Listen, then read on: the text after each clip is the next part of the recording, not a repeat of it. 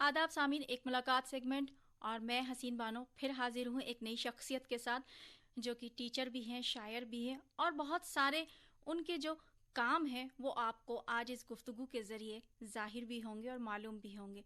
जी हाँ सामीन, मैं बात कर रही हूँ डॉक्टर ज़िया उल हसन क़ादरी साहब की, जो कि बीकानेर से ताल्लुक़ रखते हैं। एक बहुत ही अच्छे शायर भी हैं। जी हाँ, उनकी शायरी का लुत्फ़ भी आपको इस गुफ्तगू के ज़रिए मिलेगा। सामीन, सुनते रहिए 101.2 एफएम ऑल इंडिया रेडियो और आइए गुफ्तगू का आगाज़ करते हैं और ज़िया साहब को कहते हैं आदाब। आदाब। ज़िया साहब, सबसे पहला सवाल मेरा आपसे यही है कि आप एक टीचर भी हैं और एक शायर भी हैं, जी और जहाँ तक मैं जानती हूँ, जहाँ तक कि जो लोग आपसे वाबस्ता हैं वो जानते हैं कि आपने बहुत सारी तालीम भी हासिल की है। जी तो वो सब आप अपने सामीन तक भी पहुँचाएं और बताएं कि आपने क्या तालीम हासिल की है, किस तरह से आप शायरी से वाबस्ता हुए, और इस वक्त जब आप एज ए टीचर पढ़ाते हैं तो क्या महसूस करते हैं। जी मेरा जो ख़ानदान है एक इल्मी और अदबी ख़ानदान से ताल्लुक़ रखता हूँ। जी जब मैंने आँख खोली तो हमारे घर के अंदर पढ़ाई लिखाई का माहौल था, और मेरे वालिद साहब थे वो भी टीचर थे, जी और जो मेरे बड़े भाई थे वो भी राइटर हैं, हिंदी के अच्छे कहानीकार भी हैं, राइटर भी है। जी उसी माहौल में मैंने पढ़ना शुरू किया। मैंने बीए किया, फिर एमए किया, बीएड किया और पीएचडी तक तालीम हासिल की। क्या बात है। उसके बाद मैं टीचर लगा, फिर प्रमोशन हुआ मेरा एज ए लेक्चरर उर्दू, और इस वक्त मैं वाइस प्रिंसिपल जी की पोस्ट पर खिदमत अंजाम दे रहा हूँ। जहाँ तक ताल्लुक़ मेरा शायरी का है, शायरी का आगाज़ का है, वो मैंने पहले अर्ज़ किया कि मेरे बड़े भाई राइटर हैं, जी तो उनकी वजह से मैंने बचपन से जब से होश संभाला लिखना शुरू कर दिया। कुछ ना कुछ लिखता रहता था, जी कभी कविता हिंदी के अंदर, कभी मजमून वगैरह। लेकिन बीए में मैंने जब उर्दू लिटरेचर सब्जेक्ट लिया जी और मैंने उर्दू के शोरा को पढ़ा, मीर को पढ़ा, गालिब को पढ़ा, आतिश को, जोश को, जी तो वो जो एक शायरी की दुनिया मैंने पहली दफ़ा देखी थी, उस दुनिया में जाकर मैं इतना गुम हुआ कि मैं खुद कब शायर बन गया मुझे खुद को पता ही नहीं चला। जी और मैंने जो पहली गज़ल कही थी कि हैरान ना हो जी। ये कत्ल का वो खूनी दौर है, आहा, जाए पकड़ा कोई कातिल तो और है। क्या बात है। इस गज़ल से मैंने अपनी शायरी का आगाज़ किया। ये वक्त 1992 का वाक़या है। जी, इस तरीके से मैं शायर हुआ। क्या बात है। जी बहुत अच्छी बात आपने और बहुत अच्छा शेर भी आपने कहा। जी शुक्रिया। और जिस तरह से हम जानते हैं कि आप शायरी के साथ साथ नज्म, सर कतात जी और मसनवी, मतलब कि मैं कहूँ कि उर्दू अदब के हर असनाफ में अपना कलम का जो हुनर है वो आजमा चुके हैं। और उससे भी ज़्यादा सामीन, मैं आपको बताती चलूँ कि नस्र में भी आप कमाल रखते हैं। और आपकी एक किताब जिसका कि बहुत ज़्यादा जिक्र होता है वो है 1000 हवेली। अब सामीन, आप सोच रहे होंगे कि 1000 हवेलियों की बात कहाँ और कैसे हो रही है, तो आइए जिया साहब से ही पूछते हैं कि आखिर ये 1000 हवेलियों का क्या राज है। जी देखिए, बीकानेर दुनिया का वाहिद शहर है जी जहाँ पर 1000 हवेलियाँ हैं। जी अगर आप हवेलियाँ तो हर शहर में हैं दुनिया के, लेकिन जितनी तादाद में हवेलियाँ बीकानेर में हैं इतनी तादाद में हवेलियाँ कहीं भी नहीं हैं। जी और इन हवेलियों की खूबी है, जैसे हवेली आमतौर पर उसको कहते हैं बड़े मकान को कहते हैं हवेली। दिल्ली की हवेलियाँ देखिए आप, टोंक की हवेलियाँ देखिए, बड़े बड़े मकान हैं महल नुमा। लेकिन बीकानेर की हवेलियाँ उनसे मुख्तलिफ है। जी ये हवेलियाँ लाल पत्थर से बनी हुई है और उन पत्थरों पर नक्काशी की हुई है, जी और इन इन हवेलियों में वॉल पेंटिंग बड़ी अच्छी है। तो ऐसी हवेलियों की तादाद बीकानेर में 1000 है। ये जब हमें खबर चली कि बीकानेर में 1000 हवेलियाँ हैं, जी तो हमने सोचा इस पर एक तहकीक की जाए, एक रिसर्च की जाए। तो सबसे पहले काम जो हमने किया उन 1000 हवेलियों की गिनती की, उनका शुमार किया कि जी हकीकत में 1000 हवेलियाँ हैं क्या। मोहल्ले दर मोहल्ले सर्वे किया और उनकी लिस्ट बनाई, तो पता लगा 1000 से ज़्यादा हवेलियाँ बीकानेर में हैं। जी फिर रिसर्च करके इन हवेलियों की तारीख और इनके बनाने वाले कारीगर, आर्टिस्ट, उन पर हमने तहकीक की, और 5 साल रिसर्च करने के बाद में एक किताब तैयार की, 1000 हवेलियों का शहर बीकानेर, क्या जो बात कि है। 2006 में शाये हुई थी। और इसका इजरा बैरिस्टर शेखावत जो वाइस प्रेसिडेंट थे उस ज़माने में, उन्होंने जयपुर में ही जी किया था। जी हाँ सामीन, आप सुन रहे हैं एक मुलाकात सेगमेंट और बात चल रही है ज़िया उल हसन क़ादरी साहब से, जो कि एक टीचर भी हैं, शायर भी हैं और नस्र और नज़्म, गज़ल, रुबाई, कतात, उर्दू अदब की हर असनाफ में अपना हुनर आजमा चुके हैं। तो जिस तरह से अभी हमने बात की कि 1000 हवेलियों का शहर बीकानेर आपने लिखा, उसकी बहुत रिसर्च करी और हर एक मंजर उसमें आपने, मैं जहाँ तक समझती हूँ, अपने कलम से लिखा होगा, क्योंकि उसकी खूबसूरती को आपने लिखा होगा। उसके अलावा और कौन सी वो किताबें हैं जो मंजर आम पर अभी हैं। जी, मेरी कुल 6 किताबें शाये हो चुकी है अब तक। जी मेरी जो पहली किताब थी वो थी हिंदी में راجستھان میں स्वतंत्रता संग्राम के अमर पुरोधा श्री शौकत उस्मानी। जी। ये किताब 2001 में शाये हुई थी और इसका इजरा गवर्नर साहब ने किया था, गवर्नर राजस्थान शुमान सिंह ने। जी। और ये जो एक फ्रीडम फाइटर थे शौकत उस्मानी, वो 16 साल तक जेल में रहे जी। और बीकानेर के रहने वाले थे, लेकिन तारीख से उनका नाम गुम था, उन पे इतना नहीं लिखा गया था जितना लिखना चाहिए था। जी। तो हमने उनकी कुर्बानियों को, उनकी खिदमत को इस किताब के ज़रिए सामने लाने की कोशिश की। मेरे साथ एक उप ध्यानचंद कोचर साहब मरहूम, वो उन्होंने और मैंने दोनों ने किताब मुश्तरका तौर पे ये लिखी जी। थी।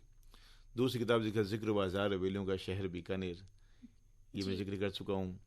इसके अलावा 4 किताबें मेरी उर्दू में शाये हो चुकी है, जिसमें जी। पहली है मारवाड़ में उर्दू, दूसरी मुजाहिद आज़ादी शौकत उस्मानी की उर्दू खिदमत, जी। तीसरी मानी मुतालिया और चौथी है तहकीकी सदाएं। तो आप ज़्यादातर पसंद नस्र को करते हैं या गज़ल को करते हैं? क्योंकि जिस तरह से आपने अभी अपनी किताबों का जिक्र जी। किया, तो मुझे नस्र की किताबें ज़्यादा उसमें दिखी। हाँ, तो आप समझिए मेरा जो पहला प्यार है नस्र है। नस्र है। जी। तो इससे पहले कि हम अपनी गुफ्तगू और आगे चले, क्यों ना एक गज़ल आप अपनी सामीन तक पहुंचा दें? बिल्कुल बिल्कुल, गज़ल के अशार मुलाहिज़ा फरमाएं कि बुझेंगे कैसे भला जी। ये सदा सदा के चिराग, जी। बुझेंगे कैसे भला ये सदा सदा के चिराग, फलक पे चांद सितारे तो हैं खुदा के चिराग। वाह। बुझेंगे कैसे भला ये सदा सदा के चिराग, फलक पे चांद सितारे तो हैं खुदा के चिराग। और शेर देखें जी।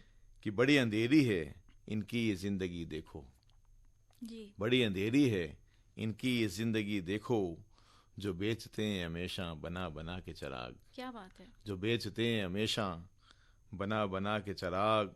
और ये मेरा दावा है नफ़रत बुझा नहीं सकती, जी। ये मेरा दावा है नफ़रत बुझा नहीं सकती, कदम कदम पे जलाएं जो हम वफा के चिराग, वाह। कदम कदम पे जलाएं जो हम वफा के चिराग। और ये अपनी रोशनी हर सू बखेर देते हैं, आहा। ये अपनी रोशनी हर सू बखेर देते हैं, कोई भी रख नहीं सकता कहीं छुपा के चिराग, क्या बात है। कोई भी रख नहीं सकता कहीं छुपा के चिराग। और मख्ता मुलाहिज़ा करें कि चमक रहे हैं जी। ये कैसे चमकते लफ्ज़ों से, वाह। चमक रहे हैं ये कैसे चमकते लफ्ज़ों से, गज़ल के शेर नहीं हैं ये हैं ज़िया के चिराग, क्या बात है। गज़ल बहुत के अच्छे। शेर नहीं हैं ये हैं ज़िया के चिराग, बुझेंगे कैसे भला ये सदा सदा के चिराग, फलक पे चांद सितारे तो हैं खुदा के चिराग। बहुत क्या शुक्रिया। बात है। बहुत अच्छी शायरी। जी हाँ सामीन, एक नस्र से मोहब्बत करने वाला इंसान और जब इतनी खूबसूरत शायरी करता है तो सच में लगता है कि उसमें हुनर है। जी हाँ, जिस तरह से अभी आपने ज़िया साहब कहा कि आपको नस्र से मोहब्बत है, जी। और नस्र लिखने में जहाँ तक मैं समझती हूँ ज़्यादा परेशानी भी आती है, बिल्कुल। क्योंकि आपको पूरी तहकीक करनी होती है। जी हाँ। और गज़ल में भी मुश्किलात हैं, रदीफ, काफिया, बहरो वज़न। तो जब आप नस्र लिखते हैं तो क्या महसूस करते हैं, और जब गज़ल की तरफ तवज्जो आती है आपकी तो जी। क्या महसूस करते हैं? जब मैं नस्र लिखता हूँ तो बहुत आसानी महसूस करता हूँ मैं, जी। और समझिए कि लफ्ज़ और जुमले मेरे सामने खुद आकर खड़े हो जाते हैं, वाह। और मैं उनको कागज़ के अंदर पिरोता रहता हूँ, नक्श करता रहता हूँ, नस्र बनती रहती है। जी। और मुताला करना, पढ़ना ये मेरा शौक़ है। तो नस्र से पहले, तहक़ीक़ से पहले किताबें पढ़ता हूँ, लोगों से मिलता हूँ, तो ये मेरे शौक़ में शामिल है।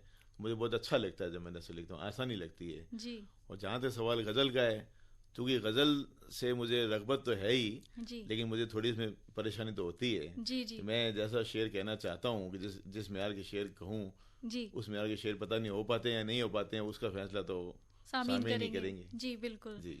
बिल्कुल सही कहा आपने कि जब आप किसी एक चीज़ से मोहब्बत करते हैं तो दूसरी चीज़ में मुश्किलें ज़रूर आती हैं। जी हाँ सामीन, हम बात कर रहे हैं ज़िया उल हसन कादरी साहब से, जो कि एक टीचर भी हैं, शायर भी हैं और एक नस्र निगार भी हैं। तो जब आप नस्र लिखते हैं तो कभी आपने अफसाना लिखने की कोशिश नहीं की? नहीं, अफसाने तो मैंने नहीं लिखे, कुछ मिनी अफसाने मैंने लिखे थे। जी। जी, बड़े अफसाने तो 1-2 लिखे हैं मैंने, लेकिन मिनी अफसाने कुछ मैंने लिखे और शाये भी हुए थे। वो हमारी ताकत जो अखबार निकलता जयपुर से, जी। इसमें कुछ वो लिख भी दिए, मैंने भूल भी गया उनको। जी। एक मैंने इंशाइया भी लिखा था, शायरी कैसे कैसे। अच्छा। हाँ, वो भी शाये हो गया, उसका तर्जुमा भी हो गया, हिंदी में भी हो गया, उर्दू में भी हो गया। तो ये भी कोशिश करता हूँ, लेकिन फ़िक्शन की तरफ मेरा रुझान थोड़ा कम है। तो आगे मुस्तकबिल में आप क्या लिखना पसंद करेंगे? नस्म, गज़ल, नज़्म? बस आप समझिए कि नस्र नज़्म दोनों साथ चलेगी। जी। तहक़ीक़ का काम भी चलेगा जी। और शायरी भी चलेगी, दोनों साथ चलेगी। जब आप तहकीक करने जाते हैं, पूरी एक टीम होती है तहकीक के लिए, اور اس کے لیے بہت محنت بھی ہوتی ہے جی بالکل اور بہت بھٹکنا بھی پڑتا ہے جسے میں کہوں. جی بالکل بالکل. تو جب وہ مشکلیں آتی ہیں اور اس کے بعد جب آپ ان کو لکھنے بیٹھتے ہیں تو کیا ان مشکلوں کا ذکر بھی آپ اپنی کتاب میں کرتے ہیں؟ ہاں کہیں نہ کہیں ذکر تو کرنا پڑتا ہے ان کا کہ کن کن مشکلات سے سامنا کیا, کیسے کیسے لوگوں سے دو چار ہوئے, کیسی کیسی الجھنیں آئی اور ان کو کس طرح سے سلجھایا گیا. جی تو کہیں نہ کہیں اشارتاً اس کا ذکر کرتے ہیں. کئی دفعہ بڑا غصہ بھی آتا ہے جب لوگ کوپریٹ نہیں کرتے ہیں, جی. تو وہ بھی کہیں وہ تحریر لکھ دیتے ہیں, لیکن پھر اس کو چھپنے سے پہلے کاٹ دیتا ہوں میں. اچھا, تاکہ لوگوں کو دل آزاری نہ ہو, دل آزاری نہ لوگوں ہو, کی دل شکستہ نہ ہو اور جی. لوگوں کی ناراضگی کا سامنا نہ کرنا پڑے. تو آپ کی کوئی اور کتاب جو ابھی آنے والی ہے جس کا ذکر آپ سامعین تک کرنا چاہیں؟ جی میں نے ایک کتاب ابھی تازہ تیار کی 1857 میں بہادر شاہ ظفر. جی. تاریخ میں بھی دلچسپی رہی ہے ہسٹری میری, تو وہ کتاب جلد شائع ہونے والی ٹائپ ہو چکی ہے. اور اس کو تیار کرنے کا مقصد یہ تھا کہ جب ہم 1857 کی بات کرتے ہیں تو بہادر شاہ ظفر کا جو ایک پازیٹیو کردار ہے, میں نے جب تحقیق کی تو مجھے پتہ لگا کہ یہ جو انقلاب ہوا اور منظم طور پہ جو انقلاب ہوا اس کی ایک وجہ بہادر شاہ ظفر ہی تھے, جی. کیونکہ وہ ہندوستان کے ایک بادشاہ تھے, چاہے سمبولک ہی تھے, لیکن سبھی لوگوں کی عقیدت ان سے جڑی ہوئی تھی. اس لیے ہندوستان کا ہر فرد, ہر ہندو, ہر مسلمان, ہر راجہ, ہر نواب, ہر سپاہی, ہر تاجر, یعنی ہر طبقے کے لوگ ان کے جھنڈے کے نیچے آ کر جمع ہو گئے, ان کو بادشاہ مانا اور ان کی قیادت میں اس انقلاب کو انہوں نے آگے بڑھایا. تو وہ اس انقلاب کی طاقت تھے. جی. اس اینگل سے میں نے اس کتاب کو تیار کیا 1857 بہادر شاہ ظفر. بہت جلدی یہ منظر عام شائع پر ہوگی, منظر عام پر آئے گی. جی بہت اچھی بات ہے اور ہماری دعائیں آپ کے ساتھ ہیں قادری صاحب. آپ کی ملک سے محبت آپ کی کتابوں کے ذریعے ہمیں محسوس ہو رہی ہے اور شاعری سے بھی, اور جو تحقیق کا جذبہ ہے آپ کا وہ بھی آپ کی گفتگو سے ہم سمجھ پا رہے ہیں. تو اس سے پہلے کہ ہم اور آگے اپنی گفتگو کو لے کر جائیں, ایک اور غزل. جی غزل ملاحظہ کریں آپ, اس کا جو ردیف ہے جی وہ غزل ہی اصل میں تو غزل ہوتی ہے. کیا بات ہے. اسی ردیف سے ہے کہ خالص غزل کے شعر ہے اس کے اندر کہ عشق جب سر پہ چڑھا ہو تو غزل ہوتی ہے. کیا بات ہے. عشق جب سر پہ چڑھا ہو تو غزل ہوتی ہے, اور درد بھی حد سے سوا ہو تو غزل ہوتی ہے. واہ. عشق جب سر پہ چڑھا ہو تو غزل ہوتی ہے, اور درد بھی حد سے سوا ہو تو غزل ہوتی ہے.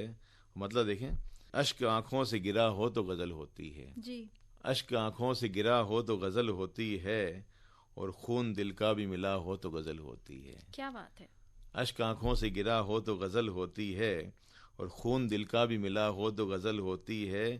اور پھول دامن میں سجا لینے سے کیا ہوتا ہے. واہ. پھول دامن میں سجا لینے سے کیا ہوتا ہے, خار بھی دل میں چبا ہو تو غزل ہوتی ہے. واہ بہت اچھی. خار بھی دل میں چبا. اور شعر دیکھیں کہ ہوش رہتا ہی نہیں اس کا جو دیدار کروں. واہ. ہوش رہتا ہی نہیں اس کا جو دیدار کروں, چاند بدلی میں چھپا ہو تو غزل ہوتی ہے. واہ کیا بات ہے. چاند بدلی میں چھپا ہو تو غزل ہوتی ہے. بہت بہت شکریہ آپ کا. شعر ملاحظہ کریں کہ پاس میرے جو رہے جی. خود کو بلا دیتا ہوں. پاس میرے جو رہے خود کو بلا دیتا ہوں, دور مجھ سے وہ گیا ہو تو غزل ہوتی ہے. واہ. دور مجھ سے وہ گیا ہو تو غزل ہوتی ہے. اور ابر جب جھوم کے آئے تو مزہ ملتا ہے. واہ. کہ ابر جب جھوم کے آئے تو مزہ ملتا ہے, چھائی ساون کی گھٹا ہو تو غزل ہوتی ہے. کیا بات ہے. چھائی ساون کی گھٹا ہو تو غزل ہوتی ہے. مقطع ہے کہ ان کے رخسار سے اشعار دمک اٹھتے ہیں. واہ. ان کے رخسار سے اشعار دمک اٹھتے ہیں, چاند تاروں کی سیاہ ہو تو غزل ہوتی ہے. بہت اچھے. چاند تاروں کی سیاہ ہو تو غزل ہوتی ہے. عشق جب سر پہ چڑھا ہو تو غزل ہوتی ہے, درد بھی حد سے سوا ہو تو غزل ہوتی ہے. بہت شکریہ. بہت اچھے. جی ہاں سامعین, غزل جب ہوتی ہے تو پتہ نہیں کیا صورت دماغ میں ہوتی ہے. یہی بات شاید ضیاء الحسن قادری صاحب اپنی اس غزل میں کہنے کی کوشش کر رہے ہیں, اور بہت ہی خوبصورت غزل انہوں نے کہی. اور ہماری گفتگو چل رہی ہے, ایک ملاقات سیگمنٹ ہے 101.2 FM آل انڈیا ریڈیو, آپ نے ٹیون کیا ہے. سامعین, ضیاء صاحب آپ جب اپنی زندگی کی جدوجہد کرتے ہیں صبح سے لے کے شام تک, کیونکہ آپ نوکری بھی کرتے ہیں, ٹیچر بھی ہیں, اس کے بعد آپ نثر و نظم جب لکھتے ہیں تو دونوں کا جو بیلنس ہے وہ کس طرح سے بناتے ہیں؟ بھلے بیلنس والا معاملہ کچھ بھی نہیں ہے.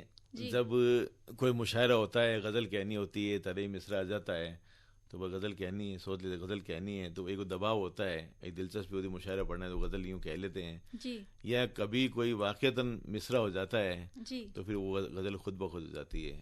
تو غزل تو کبھی خود بخود ہی ہو جاتی ہے. جی. اور جہاں تک سوال نثر کا ہے تو اس میں یہ ہے کہ بھئی یہ تحقیق ہے، یہ ٹاپک کا مضمون ہے، اس پہ لکھنا ہے، لوگوں سے ملنا ہے، تو کہیں دفعہ اسکول سے چھٹی بھی لینی پڑتی ہے تو چھٹی لے لیتے ہیں، جی یا کبھی چھٹی ہوتی ہے اتوار وغیرہ اس کا استعمال کر لیتے ہیں. جی تو اس وقت کا ایسے استعمال کرتے ہوئے نثر نظم دونوں ساتھ ساتھ چلتی رہتی ہے. جی، بہت اچھی بات آپ نے کہی سامعین. سبھی کے پاس 24 گھنٹے ہی ہوتے ہیں. ہم اس کا کس طرح سے یوز کرتے ہیں، ہم اس کو کس طرح سے استعمال کرتے ہیں، یہ ہمارے اوپر ڈیپینڈ کرتا ہے، کیونکہ وقت نکلتا نہیں ہے، وقت نکالا جاتا ہے. اور اپنے اگر ہنر کو آپ کو نکھارنا ہے تو وقت کو تو سنبھالنا ہی ہوگا. جی ہاں سامعین، ہم بات کر رہے ہیں ضیاء الحسن قادری صاحب سے، اور بہت ساری موضوع پر آپ نے اپنی کتابیں منظر عام پر رکھی ہوئی ہیں. تو ابھی آپ نے ایک بات کی تھی مارواڑ میں اردو، جی آپ نے اپنی کتاب کا ایک عنوان ہمیں بتایا، تو اس میں کیا بات ہے اور کیا وہ پیغام ہے جو آپ نے اپنی کتاب کے ذریعے سامعین تک پہنچایا ہے؟ جی، اصل میں جب بھی ہندوستان میں اردو شعر و ادب کی تاریخ لکھی گئی، جی اس میں راجستھان کو پس پردہ رکھا گیا، نیگلیکٹ کیا گیا. اور وہ یہ بتایا اردو دلی میں پیدا ہوئی، اردو لکھنؤ میں، یہاں وہاں. راجستھان پہ اتنا نہیں لکھا گیا جتنا اس کا مستحق تھا راجستھان. جی اور راجستھان کی جب تاریخ لکھی گئی تو اس میں علاقے مارواڑ، جس کو ہم کہتے ہیں بیکانیر، جودھ پور، ناگور، جالور، جی یہ جو راجستھان کا جو ریگستانی علاقہ ہے، جی یہ مارواڑ کہلاتا ہے. یہاں کے لوگ مارواڑی بولتے ہیں، تو جی یہ علاقہ مارواڑ کہلاتا ہے. تو مارواڑ کے لوگوں پر نہیں لکھا گیا. یہاں جو اردو شعر و ادب کی تاریخ تھی، اور جو اردو شعر و ادب میں یہاں جو نمایاں کارنامے ہوئے، اس کو نیگلیکٹ رکھا گیا. یا تو یہ ہو سکتا ہے ان کی رسائی وہاں تک نہ ہو سکی، جی تو وہ اس کو نہیں لکھ پائے. تو میری خواہش تھی کہ میں مارواڑ کا بیکانیر کا رہنے والا ہوں، تو علاقے مارواڑ کے جو نمایاں کارنامے اردو شعر و ادب کے اندر، اس کو سامنے رکھوں اس کتاب کے ذریعے. تو یہ میں نے تحقیق کی. اس میں سب سے بڑی بات جو سامنے آئی وہ یہ سامنے آئی کہ جو شمالی ہند میں اردو کا آغاز ہوا وہ ناگور سے ہوا ہے. کیا وہ بات ہے؟ دلی سے نہیں ہوا ہے بلکہ ناگور سے ہوا ہے. اور جو صوفی حمید الدین کے جو قول ہیں، جو اپنے حسب ذاتی وقت انہوں نے کہا تھا اپنے بیٹے کے لیے، عزیز الدین صاحب کے لیے، کہ عزیز اچھو ہوئے، عزیز بھلو ہوئے، ایسے اردو کے جملے ان فارسی کتابوں میں ملتے ہیں 11ویں 12ویں صدی کے اندر، جب ہمارے دلی یا لکھنؤ میں اردو کا آغاز نہیں ہوا تھا. تو پتہ یہ چلا کہ اردو کا جو آغاز ہوا شمالی ہند کے اندر، جو اردو کے جو ابتدائی نقوش ملتے ہیں جی وہ ناگور میں ملتے ہیں. اچھا اور فارسی کی جو قدیم کتابیں ہیں، قدیم تاریخیں ہیں، جو فارسی لٹریچر جو لکھا گیا، وہ بھی ناگور کے اندر 11ویں 12ویں صدی کے اندر تخلیق ہو رہا تھا، جب ان دوسرے علاقوں میں نہیں ہو رہا تھا. ایک بہت بڑی مارواڑ کی یہ خوبی تھی جو منظر عام پر نہیں آئی تھی. تو میرا یہ تھا مقصد یہ لکھوں. دوسری بات، جو سیرت پاک پر نثر میں کتابیں بہت لکھی گئی حضور صلی اللہ علیہ وسلم پہ، لیکن منظوم کتابیں نہیں لکھی گئی. منظوم سیرت پاک وہ بھی مارواڑ میں محسن کونین کے نام سے فوق جامع نے لکھی. اس لیے جو نمایاں کارنامے مارواڑ میں ہوئے اس کو میں نے اس میں سامنے رکھا ہے. کیا بات ہے، بہت اچھی تحقیق اور بہت نمایاں تحقیق، اگر میں کہوں تو غلط نہ ہوگا. جی ہاں سامعین، ڈاکٹر ضیاء الحسن قادری آج کے ہمارے معزز مہمان. ایک ملاقات سیگمنٹ.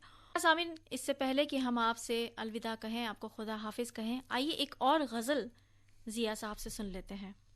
غزل کا مطلب ملاحظہ فرمائیں. جی غزل عید کے حوالے سے آپ عید ردیف سے ملاحظہ کریں کہ آ جاؤ آج شام کہ ہے عید کا یہ دن، آ جاؤ آج شام کہ ہے عید کا یہ دن، شکوے مٹے تمام کہ ہے عید کا یہ دن. کیا بات ہے. آ جاؤ آج شام کہ ہے عید کا یہ دن، شکوے مٹیں تمام کہ ہے عید کا یہ دن.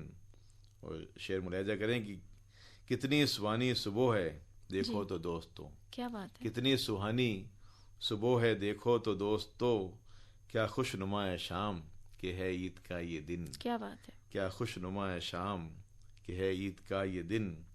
شعر دیکھیں کہ رمضان کے مہینے میں پرہیز تھا مگر، واہ. رمضان کے مہینے میں پرہیز تھا مگر، بوسہ نہیں حرام کہ ہے عید کا یہ دن، بوسہ نہیں حرام کہ ہے عید کا یہ دن. اور کب سے ہے انتظار تمہارے خطوط کا، واہ. کب سے ہے انتظار تمہارے خطوط کا، اب بھیج دو پیام کہ ہے عید کا یہ دن، اب بھیج دو پیام کہ ہے عید کا یہ دن. شعر دیکھیں کہ ہر ایک کو معاف کیا واسطے خدا، واہ. ہر ایک کو، دیکھیں عید کو سب معاف کرتے ہیں، جی ہر ایک کو معاف کیا واسطے خدا، پیغام کر دو عام کہ ہے عید کا یہ دن، کیا بات. پیغام کر دو عام کہ ہے عید کا یہ دن. اور مجھ میں کوئی انا ہے نہ کوئی غرور ہے، جی مجھ میں کوئی انا ہے نہ کوئی غرور ہے، سب کو میرا سلام کہ ہے عید کا یہ دن، کیا بات. سب کو میرا سلام کہ ہے عید کا یہ دن.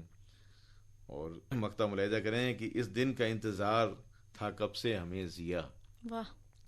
اس دن کا انتظار تھا کب سے ہمیں ضیا، اب تو بنا لو جام کہ ہے عید کا یہ دن، اب تو بنا لو جام کہ ہے عید کا یہ دن، آ جاؤ آج شام کہ ہے عید کا یہ دن، شکوے مٹیں تمام کہ ہے عید کا یہ دن۔ بہت بہت شکریہ۔ کیا بات ہے۔ جی ہاں سامعین، رمضان کا رحمت و برکتوں کا مہینہ ہے اور کچھ ہی دن بعد عید آنے والی ہے، خوشیوں کی عید، اور یہی پیغام ضیا صاحب کی اس غزل سے آپ تک پہنچ گیا ہے۔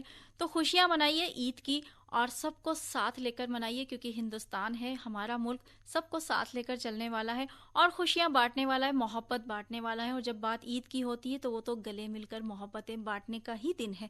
تو سامعین، پھر کسی محفل میں آپ سے حسین بانو کی ملاقات ہوگی، اور ہم ڈاکٹر ضیاء الحسن قادری صاحب کا بہت بہت شکریہ ادا کرتے ہیں کہ وہ آئے اور اپنا قیمتی وقت ہمیں دیا۔